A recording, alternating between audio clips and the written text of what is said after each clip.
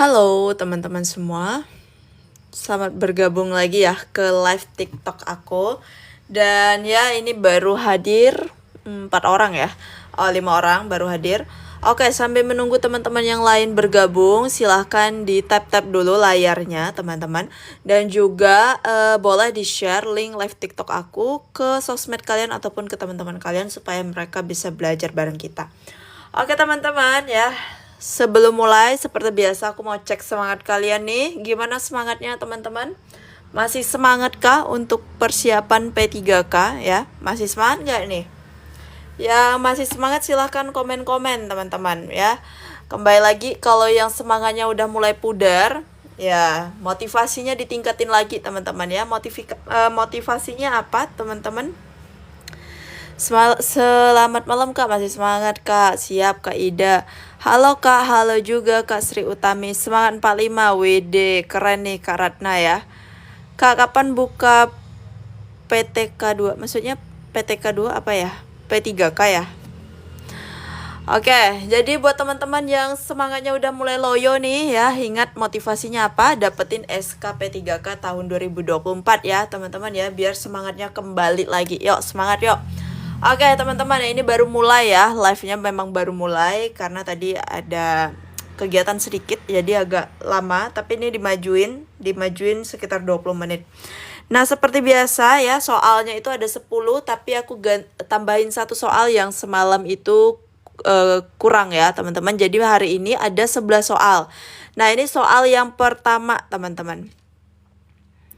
Ini dia soal pertama, silahkan dijawab.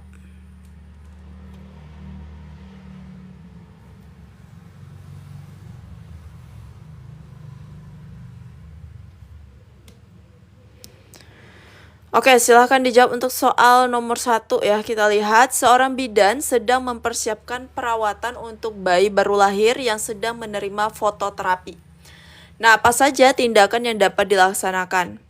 Fototerapi teman-teman ya. Fototerapi itu sinar biru ya, biasanya untuk anak-anak yang bayi-bayi ikterik teman-teman. Ini biasanya fototerapi itu seringnya itu di ruang perinatologi. Ada yang jaga di ruang perina, teman-teman di sini ada yang jaga di ruang perina nggak? Ruang perina tuh sering banget ya ada fototerapi atau sinar biru. Sini ada yang jaga di ruang perinatologi. Kak review berkah ada, oke. Kak review di ini ya, kakak di ruang perina kah? Kak Dea juga di ruang perina.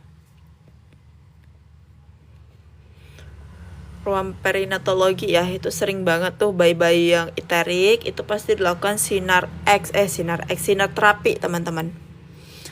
Nah, jadi tindakannya apa teman-teman? Dulu zamannya praktek masih mahasiswa, iya waktu aku masih waktu masih jadi mahasiswa itu juga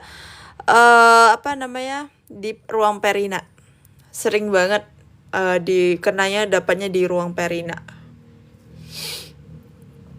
Oke, tindakan yang dapat dilaksanakan teman-teman ya. Yang nomor 1, hindari rangsangan. Yang nomor 2, kurangi masukan cairan.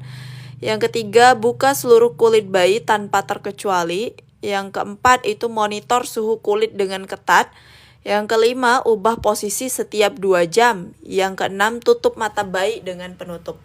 Nah, kalau di fototerapi ya, di sinar biru bayi-bayi kuning itu, pastinya matanya harus tertutup ya teman-teman ya, matanya itu harus tertutup. Nah, jadi bayinya itu ya cuma dipakein pampers doang sama penutup mata ya teman-teman. Biasanya penutup matanya itu warna hitam ya kalau nggak salah, aku lupa, udah lama nggak di perina. Nah, itu ya, jadi yang nomor 6 itu termasuk teman-teman. Nah, jadi itu sebenarnya ada tips and trick untuk menjawab soal yang model kayak gini ya. Misalnya ada pilihan A123 yang B234. Nah, tips and tricknya kita lihat. Apalagi kalau misalnya bingung ya teman-teman ya, ada beberapa opsi yang kita nggak tahu nih kira-kira dia masuk atau enggak ya kayak gitu. Nah, kita lihat yang nomor 6, tutup mata bayi dengan penutup. Ini udah pasti teman-teman ya, untuk fototerapi itu mata bayi wajib sekali ditutup ya, karena sinar biru menghindari terpaparnya sinar biru teman-teman matanya. Nah, otomatis yang 6 ini harus masuk. Kita lihat nih, A, B, C, D sampai E itu harus ada nomor 6. Nah, yang tidak ada nomor 6 itu adalah A, B, dan C. Jadi otomatis A, B, dan C ini adalah salah, teman-teman. Nah, itu satu trik juga ya untuk menjawab soal model kayak gini. Berarti ini opsinya udah makin sempit, teman-teman ya. Sisa D dan E. Kita lihat nih, kalau D itu 4, 5, dan 6. Kalau yang E 3, 4, dan 6. Nah, kita lihat nih ya, berarti nomor 4 itu masuk ya, nomor 4 itu masuk. Yaitu monitor suhu kulit dengan ketat ya, di inkubator ya dia, makanya teman-teman terapi sinar. Kemudian pembedanya itu antara nomor 3 dan nomor 5. Nomor 3 itu buka seluruh kulit bayi tanpa terkecuali. Sedangkan yang D itu ubah posisi setiap 2 jam sekali. Nah, mana nih? 3 atau 5, teman-teman ya? Yang pasti 4 dan 6 itu udah benar. 3 dan 5 itu kira-kira yang mana nih? Kalau yang kalau yang nomor 3, buka seluruh kulit bayi tanpa terkecuali. Kira-kira bayi waktu di sinar biru itu masih pakai pampers atau telanjang bulat gitu, teman-teman. Ini soalnya agak mengecoh ya. Pernyataannya mengecoh, teman-teman. Tetap masih pakai pampers atau telanjang bulat aja gitu. Pakai pampers ya, teman-teman ya. Berarti yang nomor 3 itu bukan ya. Bukan. Jadi di sini kan dia bilang buka seluruh kulit bayi tanpa terkecuali. Otomatis itu area genitalnya juga dibuka, teman-teman ya. Artinya dia tidak pakai pampers sama sekali. Nah, maka jawabannya itu adalah yang D, 4, 5, dan 6 ya. Jadi pas posisi di sinar juga harus diubah posisinya setiap 2 jam sekali ya, supaya seluruh badannya itu bisa terpecah bilirubinnya, teman-teman. Jadi untuk soal nomor 1 jawabannya adalah yang D. Gak ada suaranya, Kak. Yang lain ada suara nggak? Yang lain ada suara nggak nih? Suaranya gimana, teman-teman? Aman? Kalau misalnya aman, komen ya. Oke, ada. Mungkin kakak yang nggak ada suaranya itu jaringannya yang bermasalah. Ya, coba keluar dulu dari live aku, terus gabung lagi. Lanjut ya ke soal nomor 2. Soal nomor 2 silahkan dijawab. Nah, seorang ibu membawa anaknya yang berusia 4 tahun ke klinik untuk pemeriksaan. Hal manakah yang paling penting dalam pengumpulan data tentang anak tersebut? Oke, teman-teman ya, jadi jangan lupa juga dipersiapin kertas kecil-kecilnya untuk menghitung benar dan salahnya, teman-teman.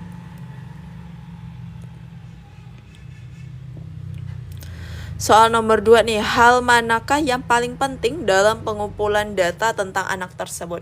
Ini kayaknya pada tahu semua lah ya, ini kayaknya benar semua nih. Jadi di sini anak usia 4 tahun. Ya, 4 tahun ya teman-teman ya. Nah, kemudian kita pasti pengen dong pengumpulan datanya. Misalnya, contoh pengumpulan data riwayat penyakit terdahulu, kemudian apakah ada alergi obat.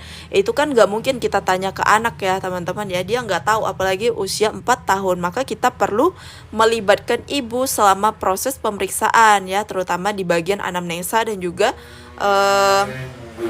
data-data si anak tersebut. Jadi untuk soal nomor 2 jawabannya adalah yang E. Ini kayaknya pada benar semua untuk soal nomor 2 ya. Kita lanjut lagi ke soal nomor 3. Nah, ini dia soal nomor 3, teman-teman. Kalau soal panjang kayak gini, langsung aja baca ke pertanyaan ya. Sejauh manakah kemampuan pasien dari data di atas untuk melakukan mobilisasi? Oke, yang ditanyakan adalah kemampuan melakukan mobilisasi ya. Di sini kasusnya ya, perempuan dengan usia 25 tahun, postpartum, teman-teman ya. Postpartum hari ketiga CPD. Nah, kalau udah CPD itu pasti SC, teman-teman. Oke, jadi dia kesulitan untuk mobilisasi. Nah, didapatkan data pasien hanya berbaring saja. Pasien mengatakan takut nih, dia mau gerak itu takut jahitannya robek. Kira-kira harusnya SC dengan hari ketiga itu kemampuan mobilisasinya udah di mana, teman-teman? Kalau yang A mampu duduk di tempat tidur, yang B harus beres total, C mampu posisi semi-fowler, D mampu mika-miki. Mika-miki itu miring kanan miring kiri ya. Kemudian yang E mampu melakukan aktivitas ringan. Kak, ada nggak yang dari kakak soal CPNS-nya? CPNS itu kan ada 2 kali ujian ya. Ada yang SKD dan juga SKB nih yang Kak Binar mau, SKB atau SKD kakak? Oke, lanjut ya ke soal nomor 3. Ya, jadi sejauh manakah kemampuan pasien ya dengan postpartum hari ketiga post SC itu harusnya sudah mampu melakukan aktivitas ringan, teman-teman ya. Kalau Mika Miki itu biasanya 6 jam postpartum ya, 6 jam postpartum. Semi fowler juga. Kalau harus bed rest total itu nggak perlu, teman-teman. Lagi pula perlu mobilisasi untuk mempercepat pemulihan ya, teman-teman ya. Makanya perlu yang namanya mobilisasi. Ini sama kayak Ukom, iya kakak Dianovisa. Jadi buat teman-teman ya mungkin yang ada ikut tes CPNS ya, untuk persiapan SKB juga soal-soal SKB, soal-soal Ukom dan juga P3K itu mirip-mirip soal kasus kebidanan ya, teman-teman ya. Seperti itu. Karena aku juga dulu pernah pejuang CPNS, makanya aku tahu soal-soal SKB bidannya. Lanjut ke soal nomor 4. Nah, ini dia soal nomor 4 ya. Bagaimanakah langkah awal petugas kesehatan dalam melakukan tindakan pemeriksaan kehamilan dari data di atas? Silahkan dijawab untuk soal nomor 4. Jadi pasiennya ini ANC, teman-teman. Dia tidak ada keluhan. Nah, jadi pertanyaannya langkah awal petugas kesehatan dalam melakukan tindakan pemeriksaan kehamilan dari data tersebut, teman-teman. Jangan terkecoh ya, pertanyaannya itu adalah langkah awal yang pertama sekali ya dalam melakukan tindakan pemeriksaan kehamilan. Nah, ingat 10T. 10T yang pertama sekali itu apa? 10T yang pertama sekali yaitu ukur tinggi badan dan berat badan ya, teman-teman ya. Tapi kalau tinggi badan itu hanya sekali aja. Hanya sekali pas datang ya, karena kan nggak akan berubah ya ukurannya untuk tinggi badan. Nah, selanjut itu ukur berat badan, teman-teman ya. Jadi berat badannya harus dikontrol karena berkaitan juga sama gizi si ibunya. Jadi orang hamil itu berat badannya tidak boleh terlalu naik ya. Kalau di Jepang itu nggak boleh terlalu naik sampai lebih dari 10 kilo, teman-teman ya. Karena itu bisa menyebabkan nanti banyak makrosomia seperti itu, diabetes ya, seperti itu. Jadi kalau orang hamil di Jepang itu dia untuk kenaikan berat badan sangat dibatasi. Kalau di Indonesia itu masih bebas ya, teman-teman ya. Karena berkaitan nanti dengan diabetes gestasional, teman-teman. Jadi untuk soal nomor 4 itu jawabannya adalah yang A. Nah, kenaikan berat badan itu juga bergantung dengan ini IMT ibu ya. Jadi kalau misalnya IMT normal dengan obesitas dan juga sangat kurus, itu untuk kenaikan berat badannya berbeda, teman-teman. BTW aku udah pernah share materinya belum terkait kenaikan berat badan berdasarkan IMT untuk ibu hamil? Udah pernah dikirim belum ya? Udah ya, Kak Danayanti ya. Oke, kalau udah teman-teman dibaca-baca lagi materinya ya, karena udah pernah di-share tuh di grup Telegram. Ya, udah pernah di-share di grup Telegram, silahkan dibaca-baca lagi nih. Kalau untuk IMT kurus itu kenaikan berat badannya harus berapa kilo, teman-teman. Kalau normal berapa kilo, kalau obes itu berapa kilo ya, karena itu sangat berkaitan sekali, teman-teman, dengan nanti takutnya kedepannya makrosomia ataupun diabetes gestasional. Oke, yang belum masuk grup silahkan join ya, karena di situ banyak banget materi yang di-share oleh admin ya. Ada materi semalam yang belum di-share, itu di-share-nya hari Senin ya, karena hari Minggu emang grupnya libur, teman-teman. Oke, lanjut ke soal nomor 4, soal nomor 5 ya. Untuk soal nomor 4 jawabannya adalah yang A. Next, lanjut ke soal nomor 5. Aku belum masuk grup Telegram, silahkan masuk ya kakak suka jajan. Yang mau masuk grup Telegram silahkan stay tune terus sampai soal terakhir ya, karena di situ nanti aku kasih tahu gimana cara untuk masuk ke grup Telegramnya ya. Oke, karena grup Telegram itu banyak banget, ada kuis harian juga, ada sehari itu ada 3 kali kuis, pembahasan juga full dengan video. Kemudian selain itu juga kita ada berbagai macam materi ya, banyak banget. Pokoknya kalau udah masuk grup Telegram itu nggak akan nyesel, teman-teman. Kalau tryoutnya itu gimana ya kak? Untuk tryout kita ada ini tryout di Telegram atau tryout Sobat P3K kakak Nisha. Kakak Nisha kalau nanyain soal tryout grup Telegram, itu setiap akhir bulan kita ada TO, tapi khusus soal-soal bidan aja ya. Setiap akhir bulan dan pembahasan full dengan video. Kalau nggak punya IG gimana daftarnya? Oke, nggak punya IG ya, nanti ini aja lah ya. Boleh DM di TikTok aja. Kakak Destia kalau nggak punya IG boleh DM di TikTok aja ya. Lanjut ke soal nomor 5. Apa masalah kebidanan ya yang tepat bagi kondisi di atas? Kalau tryout di Sobat P3K ada yang baru nggak Kak? Untuk Sobat P3 soal yang apa? Untuk perbaruannya kayaknya belum ada nih.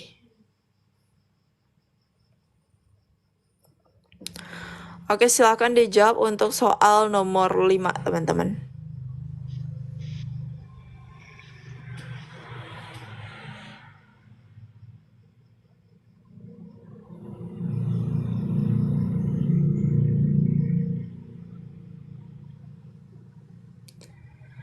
Seorang ibu hamil ya 30 minggu itu mengeluhkan kakinya sudah membengkak dan sandal pun sudah kekecilan. Ia mengatakan malu karena kakinya yang tampak lebih besar.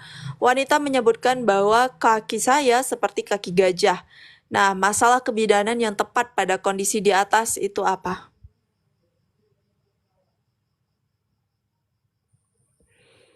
Ya, jadi tuh sebenarnya hal yang fisiologis ya kaki bengkak teman-teman. Tapi tergantung lagi nih bengkaknya itu kira-kira bagaimana. Apakah diikuti dengan tekanan darah tinggi dan juga protein urin yang positif? Kalau memang iya itu berarti udah masuk ke patologis ya. Karena apa? Curiga preeklamsi. Nah, anggaplah di sini dia memang normal ya, karena tidak disebutkan nih masalah lain seperti tekanan darahnya tinggi, proteinnya tinggi. Jadi sebenarnya soal-soal ujian itu dibikin agak kurang lengkap ya teman-teman. Tujuannya apa? Supaya kita analisis nih. Contohnya soal kayak gini, dia bilang kan kakinya bengkak, tapi nggak ada di soal dikasih tahu tekanan darahnya tinggi ataupun proteinnya positif. Kalau tidak ada disebutkan di soal, itu artinya semua normal teman-teman. Kayak gitu. Putus-putus Kak Anita. Yang lain suaraku putus-putus enggak? Mungkin kalau yang lain bagus mungkin jaringannya Kak Anita ya yang agak bermasalah. Mungkin boleh keluar dulu nanti gabung lagi ke live aku teman-teman. Normal Kak, oke siap. Nah masalah kebidanannya ya artinya ini kakinya bengkak. Nah itu hal yang fisiologis ya biasanya terjadi karena ada penumpukan cairan tersebut teman-teman.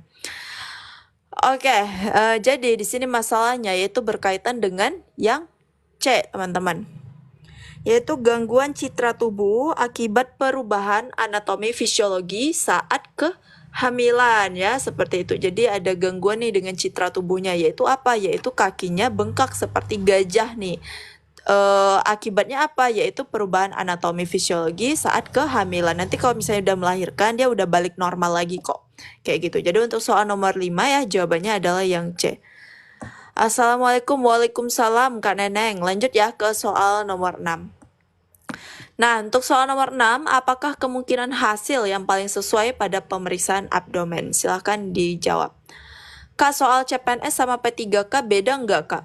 Untuk CPNS dan P3K, teman-teman ya, dia memang agak berbeda. Untuk CPNS itu 2 kali tes, sedangkan P3K itu cuma 1 kali tes aja ya. Jadi lebih ringkas yang P3K, teman-teman. Kalau CPNS itu dia ada 2 kali tes, yaitu SKD dan juga SKB. SKD itu dia soal-soal seperti TWK ya, TIU, matematika penalaran, kemudian TKP. Nah, kalau misalnya kakak udah lulus SKD, baru lanjut ke sesi selanjutnya yaitu SKB. Nah, SKB itu adalah soal-soal yang menjurus ke jurusan kita. Misalnya kakak bidan ya berarti soal-soal kebidanan. Soal-soal kebidanannya seperti apa? Seperti ini, Kak. Ya, jadi seperti soal P3K juga, seperti soal UKOM ya. Karena dulu aku seperti itu. Jadi kalau untuk CPNS itu 2 kali tes ya, SKD dan SKB. Kalau lulus di SKD lanjut SKB, kalau nggak lulus di SKD ya berarti nggak bisa lanjut ke SKB. Sedangkan kalau untuk tes P3K itu dia langsung soal-soal kebidanan ya, ada juga soal TKP dan dia nggak ada hitung-hitungan kalau untuk soal P3K, kecuali hitungan di bidang kebidanan ya. Hitungan kebidanan kan gampang-gampang teman-teman. Seperti itu. Kalau P3K 1 kali tes aja. Nah, kita lihat apakah kemungkinan hasil yang paling sesuai pada pemeriksaan abdomen. Nah, ini dia, seorang perempuan datang dengan usia 26 tahun ya, baru melahirkan 3 jam yang lalu. Klien merasa banyak darah keluar dari jalan lahir. Saat dilakukan pemeriksaan pada uterus, itu didapatkan kontraksi lemah. Nah, tampak permukaan abdomen yang abnormal, sorry. Ini abdomen ya, perut teman-teman. Yang abnormal. Nah, kemungkinan hasil yang paling sesuai pada pemeriksaan abdomen adalah. Nah, ini emang soalnya dibikin kurang apa ya namanya? Tidak sedetail itu ya, teman-teman. Tujuannya apa? Supaya kalian berpikir. Itu yang namanya soal HOTS, teman-teman. Soal HOTS ya. Jadi di sini kontraksinya lemah. Kontraksi lemah ya, teman-teman ya. Nah, pasti kita curiganya atonia. Nah, kemudian waktu kita periksa, ternyata pada permukaan perut atau permukaan abdomen itu tampak abnormal atau tidak normal, teman-teman. Nah, tidak normalnya itu gimana? Pasti kita mikirnya entah TFU-nya lebih tinggi ya, teman-teman ya, sehingga dia menyebabkan kontraksinya lemah. Nah, kemungkinan hasil yang paling sesuai pada pemeriksaan abdomen tersebut apa? Yang A, letak uterusnya itu tidak simetris. B, fundus uterus itu setinggi pusat. Kemudian yang C, uterus lembek. D, kandung kemih penuh. E, teraba cairan pada rongga abdomen.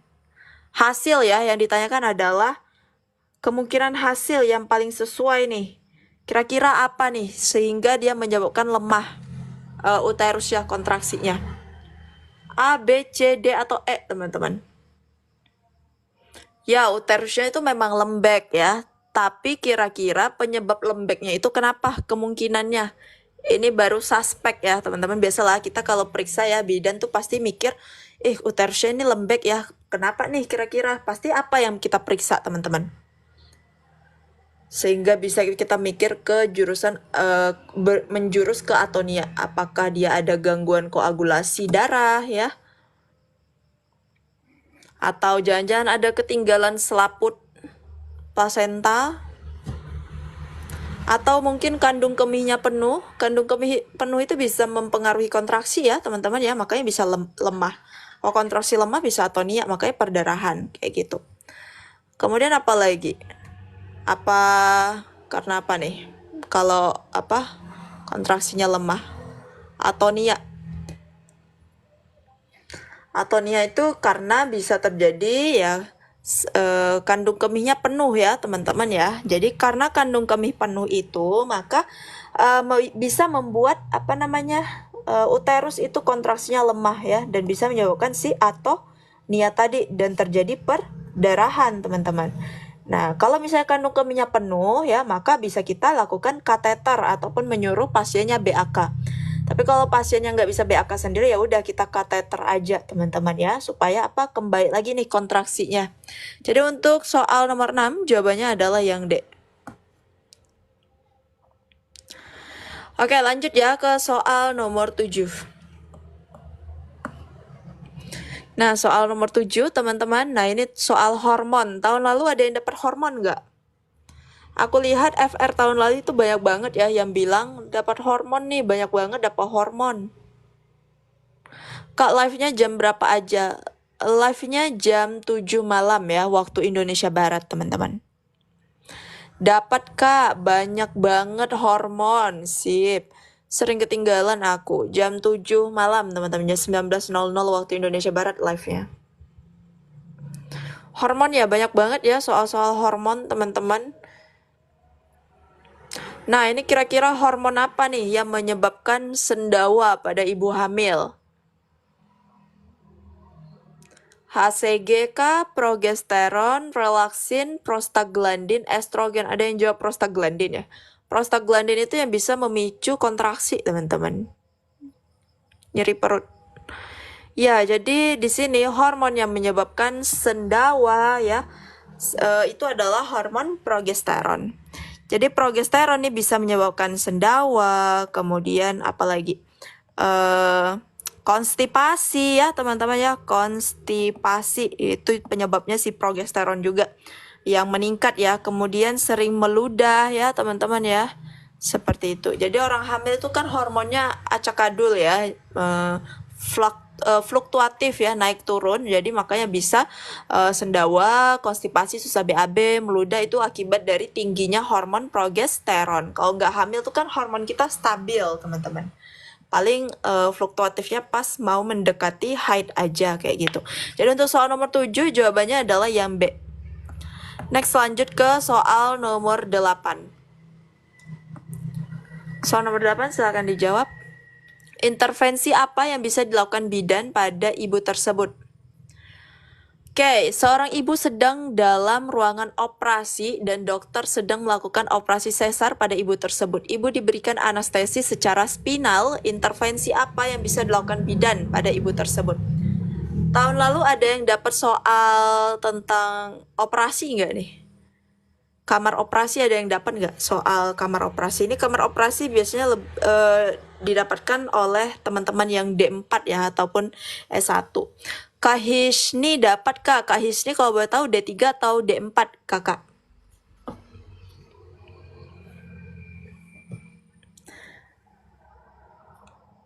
Kak Gadis ada ya? Enggak Kak, oke. Mungkin di sini teman-teman ada yang kerja di unit OKA? Ada yang kerja di unit OKA nggak? Kamar operasi. Biasanya di OKA itu lebih banyak teman-teman kita yang perawat ya, apalagi yang sekarang kan perawat udah ada spesialis ya, yaitu perawat maternitas di VK Kak. Oke. Biasanya lebih ke keperawatan ya teman-teman ya, perawat-perawat maternity.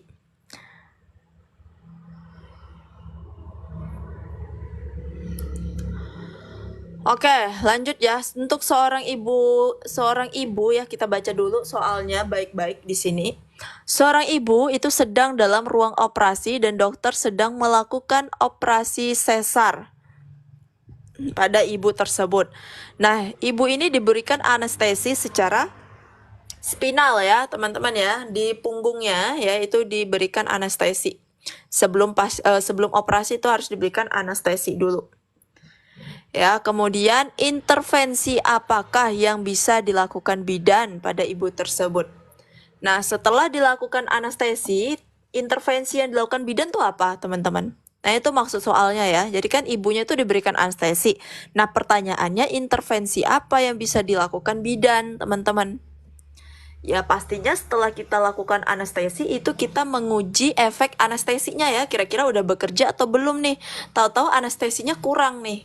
Dan ibunya kan nggak lucu ya teman-teman ya, lagi operasi tapi pasiennya jerit kesakitan ya karena si anestesinya itu belum bekerja maksimal ya. Jadi maka kita perlu uji dulu nih, uji si anestesinya tersebut, uji keefektivitas si anestesinya ya. Maka jawabannya adalah yang E. Yaitu berikan pasien petunjuk verbal, suara dan sensasi yang dirasakan selama prosedur ya teman-teman ya. Jadi untuk soal nomor 8 jawabannya adalah yang E teman-teman. Kayak gitu ya. Lanjut ke soal nomor berapa? Nomor 9. Intervensi itu tindakan ya. Lanjut, apakah tindakan selanjutnya? Nah, ini dia soal nomor 9.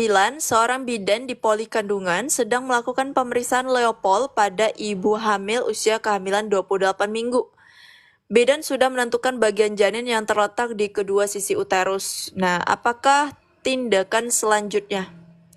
Ini para bidan udah tahu lah ya teman-teman ya jawabannya apa. Kayaknya pada benar semua nih. Iya, jadi kan Leopold ada sampai Leopold 4 ya. Jadi yang pertama itu fundus ya, bagian fundus, kemudian diukur nih fundusnya, kemudian kita lari ke Leopold 2 untuk mengecek sisi kanan dan sisi kirinya di uterus ya, di fundus.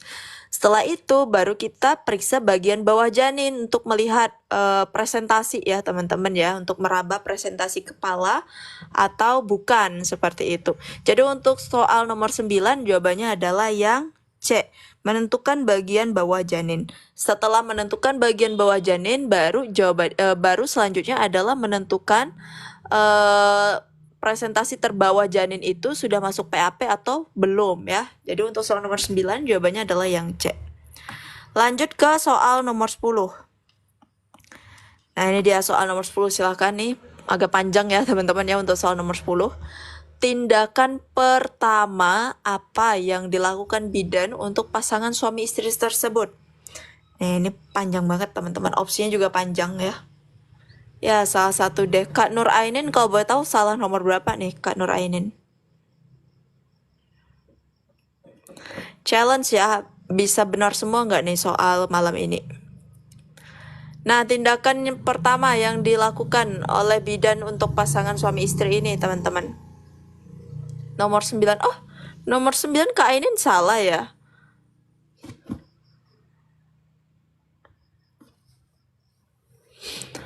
Ini gampang lah ya. Untuk pasangan suami istri datang ke tempat praktek bidan, suami usia 50 tahun dan istri itu berusia 45 tahun. Istrinya mengeluh pada Anda ya bahwa setiap hubungan suami istri dilakukan, maka dia merasa sakit dan suaminya mengatakan menjadi takut.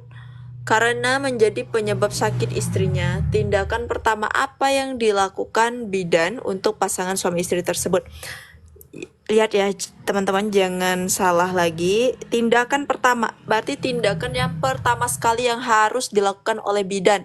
Udah tahu nih ya, kita udah lihat nih ternyata waktu pas HS ya, HS itu hubungan seksual.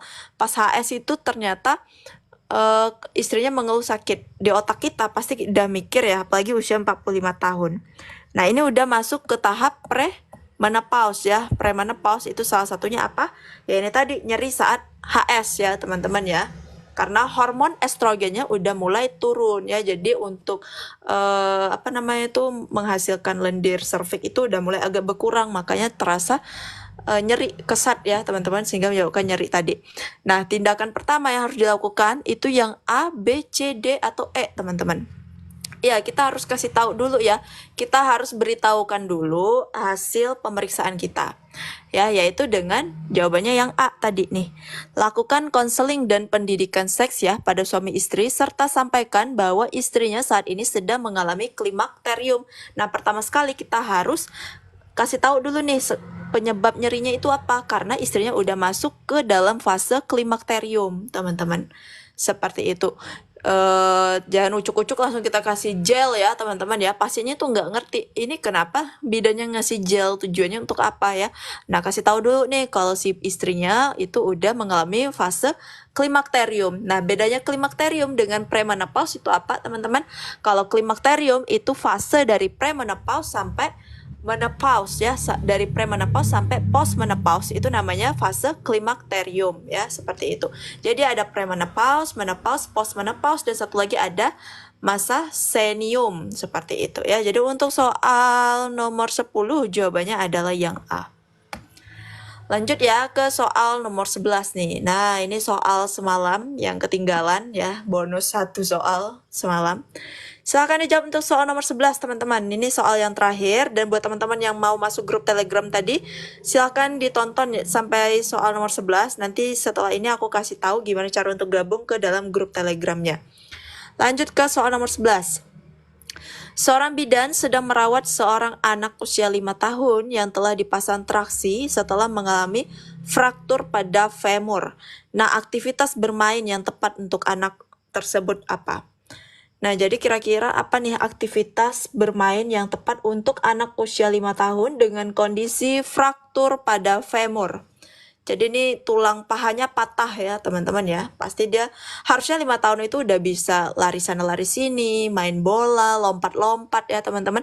Tapi kan karena tulang pahanya itu patah atau fraktur, jadi itu tidak memungkinkan untuk bermain hal kayak gitu ya teman-teman ya. Nggak mungkin dong dia lompat ataupun main nendang bola dan segala macam. Jadi dia perlu aktivitas yang sedikit ringan teman-teman. Kira-kira apa nih aktivitas yang ringan dan cocok untuk anak usia 5 tahun teman-teman?